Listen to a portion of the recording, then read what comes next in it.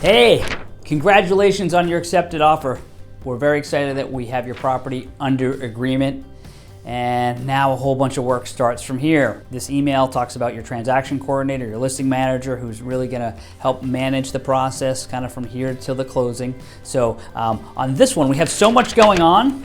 Actually, I'm gonna take a look at it and use it for a little note as we go through it. Yeah, here's what to expect over the next 30, 45 days. So our listing manager or transaction coordinator will be in touch with you. So the next step in most sales is the buyer gets to do a home inspection and they get to do their due diligence period. So typically they get anywhere from 7 to 14 days to perform a general home inspection, and they can add on other things besides a general home inspection. They can test for radon, which is a naturally occurring gas that comes up from the earth, and they can do all their due diligence. So this is their time, just like as if you were a buyer. You want to make sure, hey, you made an offer, you got it. You want to make sure you know what you're buying. In the home inspection, here's what happens. It's done at the buyer's expense, okay?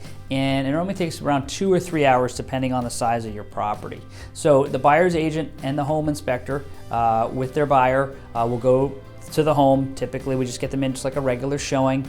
We're not normally there for them. We don't want to see every little thing that the home inspector brings about and nitpick your property.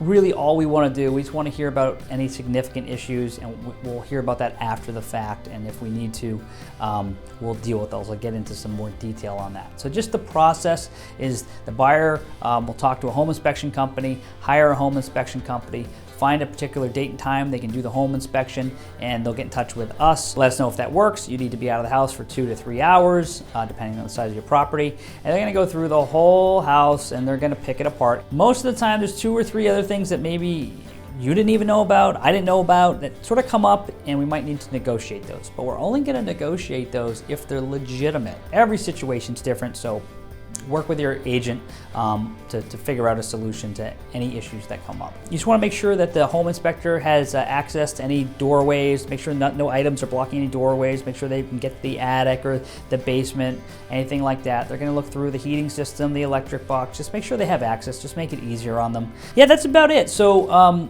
I always tell my clients, hey, figure on 2,000 to 3,000 maybe of things that we might need to negotiate, but maybe not, hopefully 0.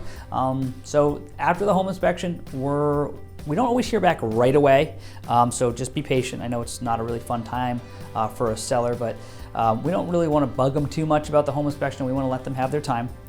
Typically, for most buyers, they're a little shocked by the home inspection because they looked at your home and they only saw the good in your home. They wrote an offer, there was maybe a negotiation, maybe it was a tough negotiation, and then they thought, hey, I know what I'm buying, and then they have the home inspection, and they find all this other detail out about their home. It can be a little shocking.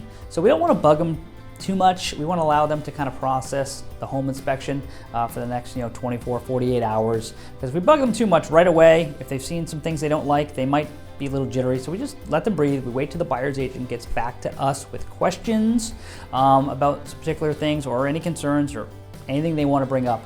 And then what we're going to do is between your listing agent, your lead listing agent, and you, we're going to decide if they bring anything up, is it legitimate? And if we don't think it's legitimate, we're going to push back. If we think it's legitimate, we might need to negotiate either to agree to fix some of the items or to give some sort of credit off. All right, so that's the home inspection period. So once we're through that, we move on to the next period, which is signing the purchase and sale agreement. And this is where we're going to get a second deposit from the buyer. In most cases, a much larger deposit than the first deposit. And the offer that's signed normally is only a couple pages, and the purchase and sale just has a lot more legal language, a lot more detail. We highly recommend you have an attorney review that for you. We can't give you legal advice because we're not attorneys. So that'll be done, and typically the buyer will sign first, send it to us once it gets done, and then we sign it, and then they give us a deposit. A couple notes about the purchase and sale which drive me crazy. So if I tell you about that, hopefully it doesn't drive you crazy. Oftentimes we bring in new parties. Now we're bringing in 2 different attorneys, one for you, one for the seller. Maybe they have an admin or a paralegal, a couple more people, and the purchase and sale is supposed to typically be signed 10 to 14 days after the offer gets signed, a few days after the home inspection is done, and oftentimes gets delayed. Don't freak out about that. Normally it's just the attorneys are busy, they're in court, they didn't get one chance to review. It can go back and forth several times. It's not a big deal except for the aggravation of it not getting done. So don't be surprised if either party, us or them, or the attorneys asked to extend it a day or two, sometimes longer. So that's what happens purchase and sale. And then after that, really it's just days 14 to 21. The buyer will work with their lender to complete the financing process. Really, the lender will order an appraisal at the buyer's expense. The appraiser will take a few photos of the property. They'll only be there about 15 or 20 minutes. We treat it just like a regular showing. We'll get them the lockbox. We let them do their thing. If for some reason the appraisal price does come in low, if the buyer has a big enough down payment, it doesn't matter. If they don't have a big down payment and it's an issue because now they can't qualify for the loan, we have a couple options. You can lower your price to what it came in at. The buyer can bring additional money to make up the difference of where it came in at. So let's say the home was agreed price was $500,000. The appraisal only came in at $490. The buyer could bring an extra $10,000 to make up the difference. The buyer, maybe if they have enough down payment, doesn't even need to bring extra money because they have enough down payment already. You could lower your price to $490, or you could meet somewhere in the middle, or not at all. If the buyer can't get financing, they could walk away.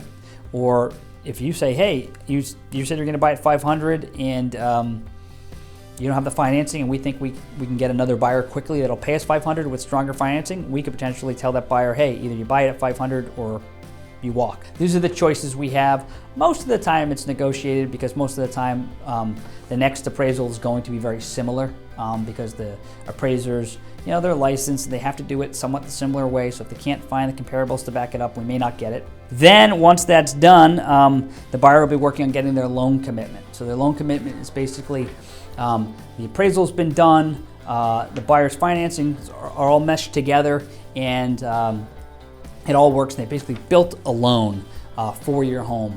And it's really, everything's good. The loan commitment is really only as good as what it's subject to. So you'll get a loan commitment that says, hey, we're XYZ lender is committing to loan to XYZ buyer, subject to, and we only want to see some really benign things in the subject to, like subject to the buyer, not losing their job, subject to just getting the insurance binder, homeowner's insurance.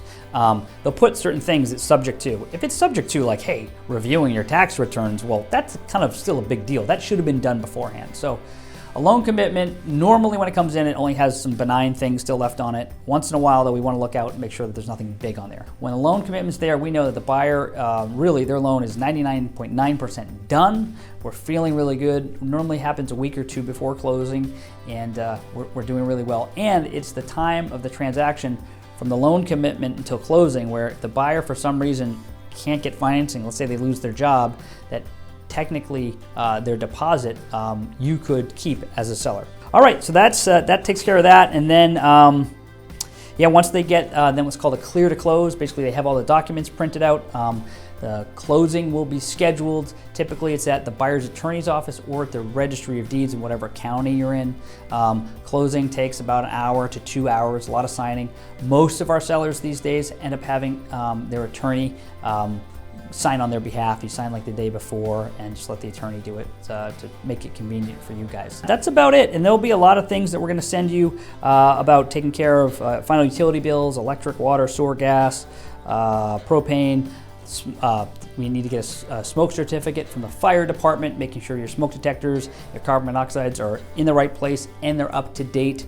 That's about it. Yeah, I mean, there's a lot of other details we'll handle, but anyway, that's enough. I'm sure you can't handle any more, so congratulations on your offer. We've done this a whole bunch of times, hundreds and hundreds of times, so we got you, and we'll just keep plugging along here. All right, you're doing well. Bye-bye.